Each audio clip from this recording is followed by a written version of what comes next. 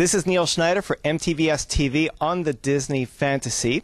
To my immediate left is David Hage, and David is actually the technical director for Disney Cruise Line, and to his left is Jana Spotts, global cinema marketing. You see, this is why I write these things down.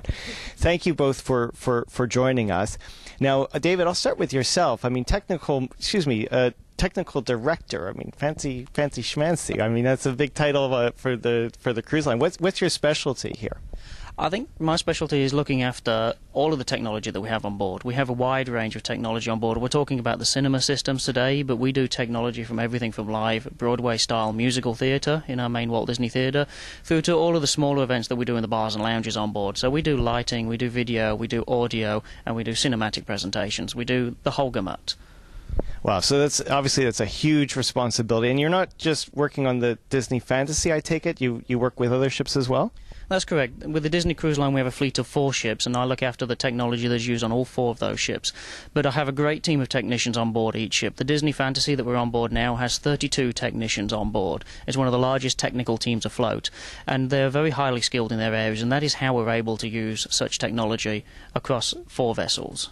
Fantastic. And of course, Jana, thank you for joining us today. We're in a Dolby movie theater on the Fantasy, which I think is not just a Dolby movie theater, but it's a 3D movie theater.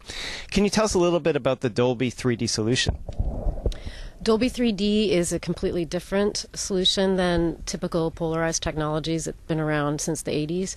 Dolby 3D is a color filtration technology. So what it does is it separates the color spectrum into 2 different eyes, right and left, and then the glasses, the Dolby 3D glasses, should get the right image to the right eye so that you're seeing it in 3D, and it's crisp and clear and really spectacular. Excellent. And that's the 3D component. I take it there's an audio component to this as well? Yes, this theater is equipped with our latest surround technology, Dolby Surround 7.1, and David designed it to be the best 7.1 theater it could possibly be. So this is a pretty spectacular experience. You're getting Dolby 3D, you're getting Dolby Surround 7.1, plus all the behind-the-scenes technologies, cinema technologies that make it run smoothly. You know, Dave, let me just start. We're living in the modern day. I mean, I got my internet access on a cruise ship, which I think is in itself is something else. From the point of view of building a movie theater, are there specific challenges that you had to go through to make this possible? There are. There's a lot of challenges with trying to put a movie theatre onto a ship. First of all, you have the space constraints. Everything has to fit within the vessel. And then you have the noise. I mean, we are a ship. We do have engines on board, and we do have a lot of air conditioning. So those were really our first parts when we started designing it. We worked with the shipyard designers right from the very beginning to make sure that the steel that was cut and was designed to be the Buena Vista Theatre was the right shape. We need speakers to meet the 7.1 specification, need to be in certain places. So we started with the very steel of the ship to make sure we would be able to achieve that. We then worked very closely with our engineering partners to make sure that the noise floor in this room was as low as possible. And this room, as you can tell, is extremely quiet. And even on board a cruise ship, it's very, very quiet, which is very necessary to reach that certification level. Now, excuse me, when we're talking about being quiet, I mean, I'm thinking in the movie I'm watching a film and I don't want to be interrupted by outside noise. Do you have to be equally concerned about the movie theater creating the noise? We do, yes. We've built baffles and acoustic dampening into all parts of the walls in this room. Audio goes both ways. The room is quite large cinema. So we have a great way of softening the noise coming in, but we are the loudest audio thing in this part of the ship. But for the comfort of our guests and to make sure that it's not heard in the cabins, which are nearby, we have acoustic separation and acoustic dampening for all of the speakers that are in here to make sure the noise doesn't travel to the steel of the ship and doesn't interrupt those passengers who are staying in cabins nearby. Excellent. Now, maybe you could elaborate. We got a behind-the-scenes tour of the Dolby Theater here on the cruise ship, and I saw one room after the next. Can you quickly elaborate the responsibilities of each room?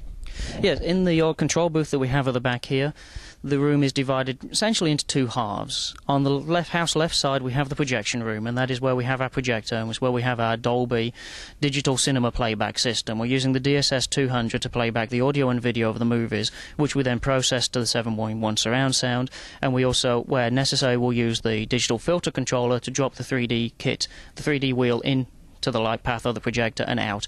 as needed. It's also very important to remember you need to make sure the filter wheels are not in place when you're showing 2D features, otherwise there's a lot of light loss. The other half of the projector is where we do our live shows. We do also use this venue for presentations, for various lecture-style events that happen, whether it's a shopping talk or if it's a presentation from one of the Walt Disney Imagineers.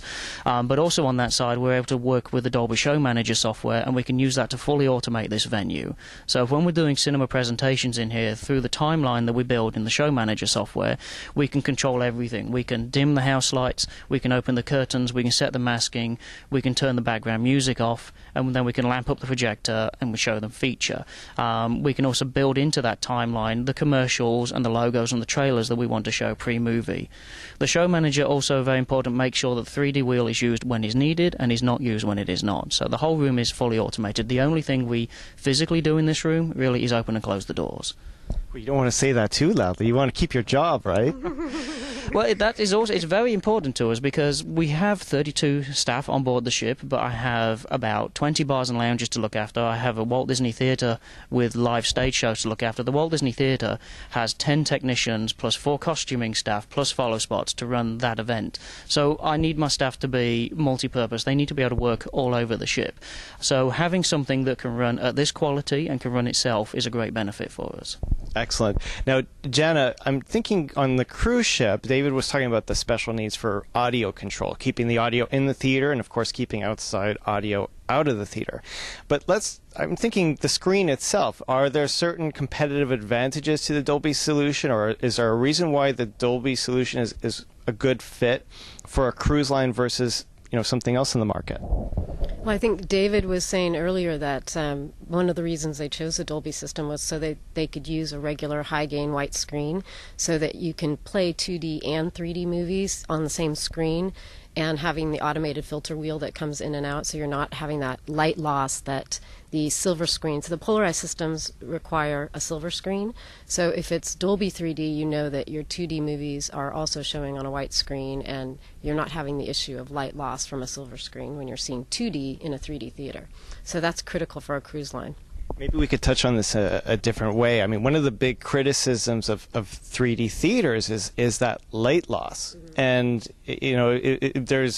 I gather there were some articles to the effect that when you see a 2D movie in a 3D theater, suddenly they seem kind of dim in comparison to just seeing a committed 2D film in a committed 2D theater. Can you elaborate as to why that is, and maybe there's a misnomer happening here? So the situation is that most 3D systems are traditional polarized, and the filter wheel has to be manually removed, and most theater technicians, theater staff don't know how to do that. So when they're switching in most, regular theaters, when they're switching from 2D to 3D, they don't take the time to take the wheel off. That's why that problem arises. But with Dolby, it's automated, so you just set up your playlist to say I'm going from a 2D movie to a 3D movie, and you insert the filter wheel, and then it pulls back out for 2D movies. So we don't have that problem of our staff, in our Dolby 3D houses having to manually take that wheel off. Well, we actually saw that upstairs in the projection room, that you have this automated switch, I take it, that switches between Dolby and traditional 2D. Am I correct? That's correct. There's a dedicated piece of hardware external to the projector, is the DFC 100, or the Dolby Filter Controller. That is there to determine and to control the wheel being dropped in and dropped out. The command coming into that is very simple. The software will just say, I am 3D, I am not 3D, and then the filter wheel will drop in and out as is needed. But the filter controller decides and can control that coming in and out. The filter controller then does the more technical aspect of making sure the filter wheel is spinning in sync with the left and right eye that are being sent to the projector. Now, I'm thinking still about the screen itself. What I find on cruise ships, and I don't know if Disney's unique in this way as well, is that the same space has to have multiple purposes. It could be for a movie theater, it could be for big production, Broadway play. I mean, any number of purposes. Did you have specific needs for a screen that Dolby was able to satisfy that you couldn't do with other solutions? We did, yes. We're in the Buena Vista Theatre at the moment, and this room we have determined and is used 90% of the time as a cinema. When it's not being used as a cinema, it is very it's very general presentations that tend to happen, and they're usually in front of the curtain or in front of the screen in here. So this room is quite simple, and on board the Disney Fantasy we were able to put a fixed screen in. But we wanted a technology that could be consistent across the fleet. We have 8 auditoriums now across our fleet, and the classic ships, the Disney Magic and the Disney Wonder and the Walt Disney Theatre, are more multi-purpose than this room is, due to the nature of their itineraries and the events that go on. In the Walt Disney Theatre, we do live stage shows in there, so we have a 40-foot deep stage that we use for live shows with our cast on board. So there we couldn't have a fixed screen. We have to have a roll-away screen, and you cannot get a roll-away silver screen.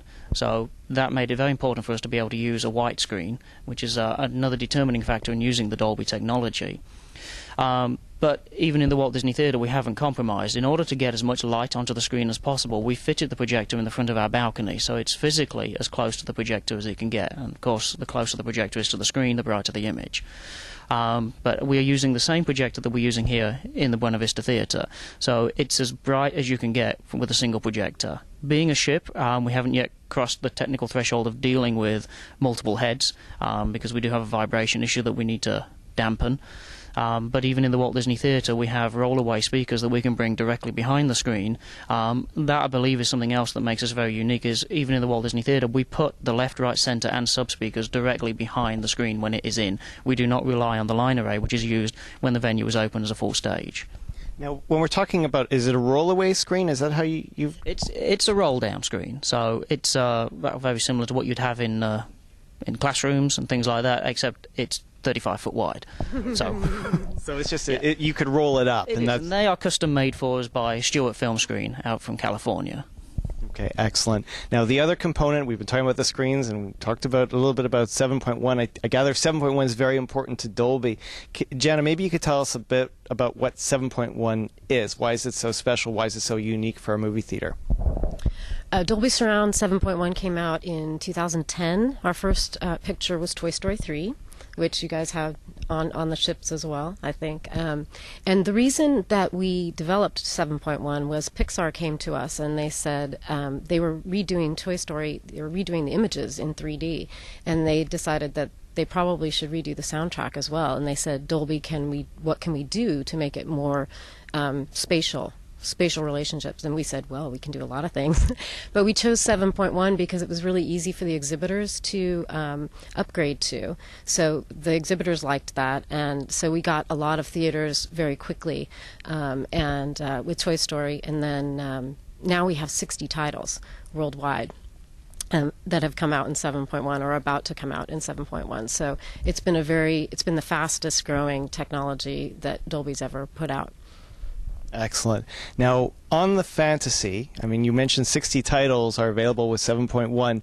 How many titles are available on the Fantasy? What movies can people look forward to when they take a cruise with Disney? One of the things that we're proud of with Disney Cruise Line is our ability to run first-run movies. That's probably a bonus because we own one of the movie studios. But we currently on this ship at the moment, we are showing John Carter, we are showing Cars 2. We do keep some of the films a bit longer than the regular multiplex because they're very popular with the families that sail with us. So we still have Toy Story 3. We have Cars 2, but we also have John Carter, we have The Muppets, and we're looking forward to Brave coming out later this year, and we will show that at the same time as all the cinemas on land will show it. Excellent, excellent. 7.1. So you'll be seeing them in 7.1 and Dolby 3D in this theater, which is the best theatrical experience you can get.